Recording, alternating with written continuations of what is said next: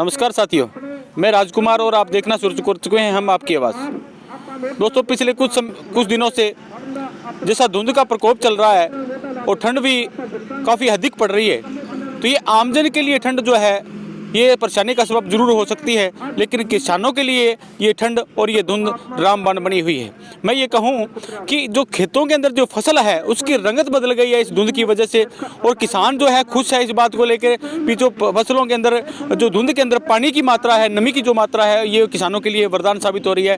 कुछ अधिकारी हमारे साथ मौजूद है। उससे पहले मैं डॉक्टर साहब से कहूँगा कि फसल जो सामने जो हमारी गेहूँ की फसल है उसका एक दृश्य दिखा दीजिए। अच्छी फसल खड़ी है, फसलों की रंगत जो है इन दिनों 2-3 दिनों के अंतराल में अच्छी जो रंगत फसलों पर आई है। तकरीबन 10 दिन का समय व्यतीत हो चुका है। 10 दिन के अंतराल में मौसम बड़ा किसानों के लिए बढ़िया चल रहा है। खेतीबाड़ी में कुछ अधिकारी, कृषि विभाग के अधिकारी रमेश साहू हमारे साथ मौजूद है, तकनीकी अधिकारी है कृषि विभाग के। उनसे हम बातचीत करेंगे, विस्तृत चर्चा करेंगे। किसानों को काफ़ी अच्छी जानकारी भी हम देंगे। ये अधिकारी हमें बताएंगे कि किस तरह से किसानों के अंदर जो फसलों के अंदर रोग पैदा हो रहा है और किस तरह से उनको नियंत्रण कर सकते हैं। सबसे पहले सर, आपका स्वागत है हमारे यूट्यूब चैनल पर। धन्यवाद सर, आप ये बताइए, जो पिछले 8-10 दिन से धुंध का जो प्रकोप चल रहा है उसका फसलों पर कितना फायदा हो रहा है? ये फसलों के लिए रामबाण है जी। पिछले दिनों से नहरें बंद थी, पानी की सिंचाई की इस एरिया में बहुत ज़्यादा कमी रहती है और अभी सिंचाई की भी बहुत आवश्यकता थी। तो अभी जो 2-1 आंगल बारिश भी हुई है और उसके साथ साथ अभी धुंध आने लगी है 4-5 दिनों से काफ़ी ज़्यादा, तो इससे एक पानी का पूरा असर हो रहा है। तो किसानों के एक पानी की बचत हो रही है और साथ में आप देख रहे हैं बेरंगत बदल चुकी है फसलों की। 10 दिन पहले ये फसलें सारी ऐसे डावाडोल कंडीशन में थी, भी पता नहीं अभी पानी लगाना पड़ेगा या नहीं, चलेगी कि नहीं चलेगी। लेकिन आज के हालात देखते लग रहा है अभी अच्छी ग्रोथ जल्दी कर रही है। ये दोनों कनकों में आप देखो फर्क नजर आ रहा है जी। ये सर, जिस तरह से एक तो ये कह लेते हैं कि कोहरा जम गया और यूं कह देते हैं भी एक नमी है, उसमें कोई फर्क होता है? हाँ जी, कोहरा भी जमने वाला टेम्परेचर जब डाउन आ जाता है 0 डिग्री या उससे भी नीचे आ जाता है, तब वहाँ पे जो पानी की बूंदें हैं, जहाँ चाहे पानी कहीं भी है या पौधे की पत्तियों के अंदर पानी है, सरसों की डंठल में जो पानी है वो जम जाता है। उसको पाला पड़ना या कोहरा जमना कहते हैं, जो नुकसानदायक होता है। लेकिन इन दिनों में अभी तक कोहरा जमने की कोई शिकायतें नहीं है। सरसों ठीक चल रही है और ये आपकी गेहूँ की फसल भी अच्छी चल रही है। कोहरा जब जमे तो उसके लिए हमें सिंचाई पहले कर देनी चाहिए या गंधक के घोल का छिड़काव करना चाहिए जिससे नुकसान ना हो जी। तो सर, अभी मैं ये कहूँ कि फसलों के ऊपर निमिटोड का जो प्रकोप चल रहा है, जो गेहूं की फसल है उनके पत्ते पीले हो चुके हैं। गेहूं के पीलापन के अंदर अभी नेमेटोड की समस्या सिर्फ जहां हल्की भूमि है, जैसे नुइया वाले अपने आसपास के क्षेत्र में देखें, नुइया वाली, गुक्का वाली, पन्नीवाड़ा मोटा, आनंदगढ़, रोयडा वाली, इन जमीनों में थोड़ी सी जो हल्की ज़मीनें हैं उनमें नेमेटोड की समस्या देखने को मिलती है अक्सर हमें। तो वहाँ पैच में आता है, जैसे एक चारपाई है या एक छोटा चक्कल है 5-6-10 फुट का, उस चक्कल में नेमेटोड की समस्या नज़र आती है। वहाँ के पौधे और दूसरी के आसपास की ग्रोथ से कम हो जाते हैं, उसकी ग्रोथ, और वो बाद में बालियाँ भी बहुत कम लेते हैं, तो उनका अलग से पहचान हो जाती है। तो सर, क्या कारण है कि जो निमिटोड का कोई पोषक तत्वों की कमी है, भूमि की कमी है, क्या वजह है इसकी? नहीं, नेमेटोड एक सीड के अंदर, सीड बोर्न डिजीज और मिट्टी के अंदर दोनों जगह रहता है।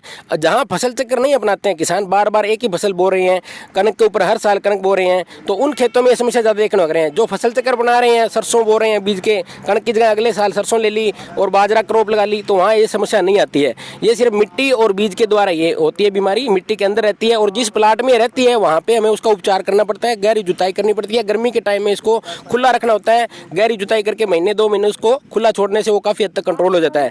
और तुरंत अगर आ रहा है किसी कनक में, कहीं कहीं देखने को मिल रहा है, जैसे नुइया वाली गाँव है, गुक्का वाली है, इनमें अगर कहीं पैचेज नजर आ रहे हैं तो वह कार्बोफ्यूरान जो दवाई आती है उसका हम 3 से 4 किलो प्रति एकड़ यूरिया में मिला के छिट्टा मार के उसको कंट्रोल कर सकते हैं जी। तो सर, अक्सर देखा जाता है कि किसान अंधाधुंध है, कई बार आप स्प्रे लेने के लिए किसी दुकान पे चले गए तो वो जो दुकानदार बता देता है उसी हिसाब से किसान फसलों में स्प्रे कर लेते हैं। हाँ जी, किसानों में थोड़ा इस चीज़ के लिए जागरूकता का अभाव है। अपने यहाँ ओडा में कृषि विभाग है, हर गांव के अंदर खेतीबाड़ी विभाग के कर्मचारी जाते हैं और किसानों के लिए किसान मेले, संगोष्ठी उनका आयोजन करते हैं, बार बार उनको जागरूक भी करते हैं। पर जो दुकानदार है वो एक सामान के साथ 2-4 सामान एक्स्ट्रा अपना बेचने के चक्कर में उसको ज़्यादा देता है। जैसे अभी यूरिया और नॉर्मल क्या है, इस टाइम कहीं पीलापन नजर आता है तो पोषक तत्वों की कमी से आता है, जिसमें जिंक की कमी माना जाता है मुख्य कारण। तो जिंक के लिए लिए यूरिया और जिंक का स्प्रे करना ही एक पूरी कंट्रोल कर सकता है पीलेपन को। लेकिन अगर वो किसी दुकानदार के पास जाते हैं, वो 4-5 तरह के जाइम और स्प्रे फंगीसाइड वगैरह सारा कुछ उसमें दे देते हैं। कणकों में इस टाइम जो छोटी कणक है उनमें वीडीसाइड की ज़्यादा दिक्कत है, अब स्प्रे करने की आवश्यकता है, क्योंकि कहीं कहीं अभी खरपतवार रह रहे हैं। अभी अपने इस कणक में भी देखा है तो यहाँ सरसों और पालक जो चौड़े पत्ते वाले खरपतवार हैं इसमें है। तो इनके लिए हमने अलग अलग कंपनियों के लोग यूज़ करते हैं, जिसमें टॉपिक, लीडर, अलग्रिप और वेस्टा, कई कंपनियों के प्रोडक्ट आते हैं जो यूज़ करके वो अपना कंट्रोल कर सकते हैं जी। तो सर आप किसानों को क्या आह्वान करना चाह रहे हैं भी, आप जो कृषि विभाग के जो कार्यालय है वहाँ संपर्क करें, किस तरह के किसान अपनी फसलों को बचा सकता है, कहाँ से जानकारी ले सकता है? एक बात मन में किसानों के घर कर जाती है कि निजी कंपनियां कैंप लगा लेती हैं, सरकारी विभाग जो है कैंप कम लगाते हैं किसानों को जागरूक करने के लिए। हाँ जी, इसमें हमारे कृषि विभाग ओडा से किसान भाई अपनी सलाह ले सकते हैं।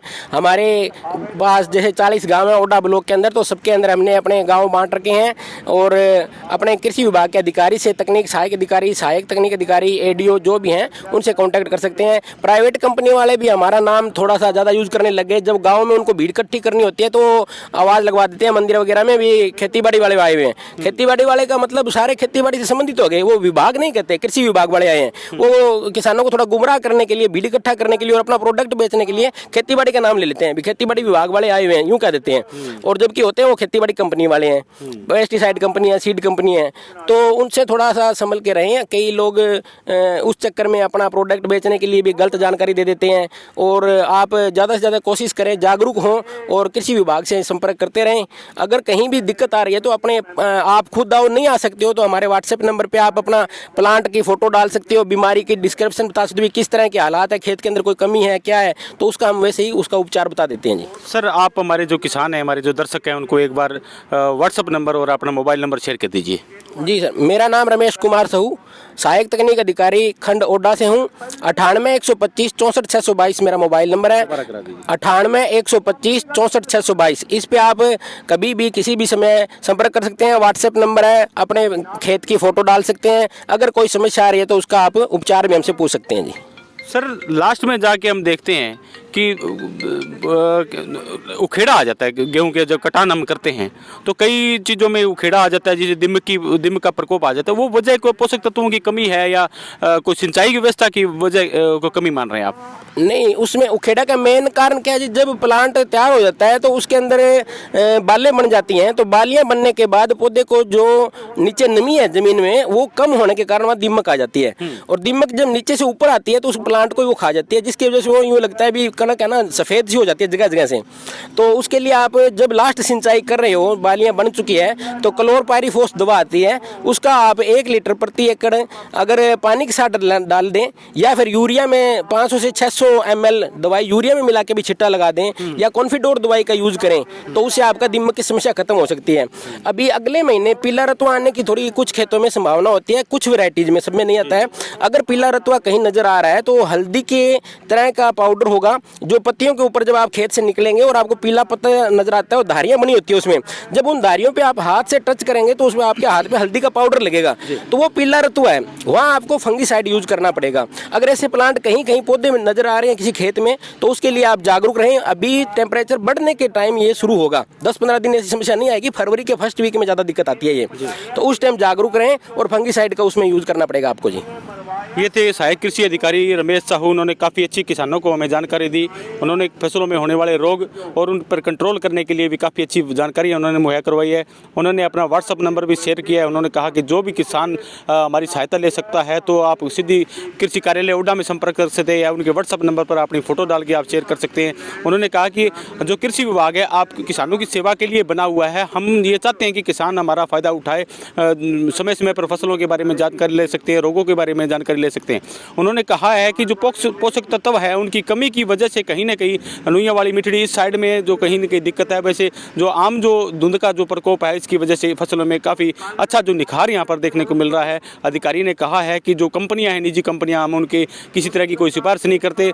किसान हमारे साथ आएँ, हमारे पास आएँ, हमारे कार्यालय में आए, हमारे व्हाट्सएप से जुड़ें ताकि उनको एक अच्छी जानकारी मिल सके। आप देखते रहिए हम आपकी आवाज़।